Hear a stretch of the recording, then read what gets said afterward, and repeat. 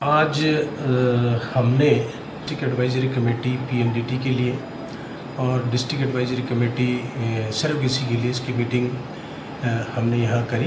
PNDT act एक ऐसा act है जिसमें कि हम लिंग भ्रूण की या भ्रूण के लिंग की जांच करना वो कानूनी अपराध है। और वो जांच कैसे की जा सकती है, जैसे हमने अल्ट्रासाउंड लगाए हुए हैं, MRI है हमारे, ऐसे जैसे इंस्ट्रूमेंट्स हैं, इनसे लिंग की जांच की जा सकती है। तो जब भी ये जो हमारे पास जो भी कोई ऐसे इक्विपमेंट्स खरीदता है, चाहे वो जिस कंपनी से खरीदता है, तो उसकी हम रजिस्ट्रेशन करते हैं। ऐसे ना कोई अल्ट्रासाउंड खरीद सकता, ना कोई डॉपलर खरीद सकता, ना कोई MRI खरीद सकता। अगर कोई खरीदता है तो उसकी डिस्ट्रिक्ट एप्रोप्रिएट अथॉरिटी CMO से परमिशन लेनी पड़ती है। तो आज हमारे पास 5-6 मामले थे जो पीएनडीटी में प्रिवेंशन ऑफ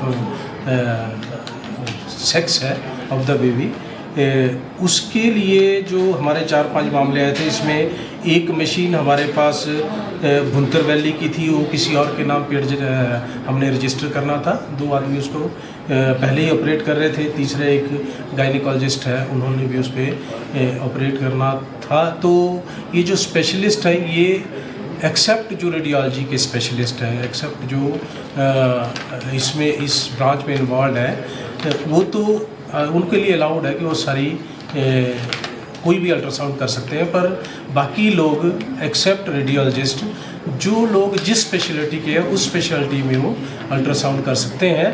पर अल्ट्रासाउंड तभी कर सकते हैं जब रिस्पेक्टिव डिस्ट्रिक्ट एप्रोप्रिएट अथॉरिटी से उनको रजिस्ट्रेशन मिलती है और परमिशन मिलती है।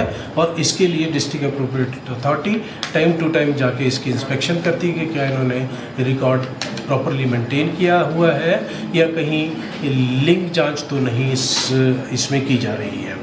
दूसरा हमारा एक हॉस्पिटल है, भानु हॉस्पिटल।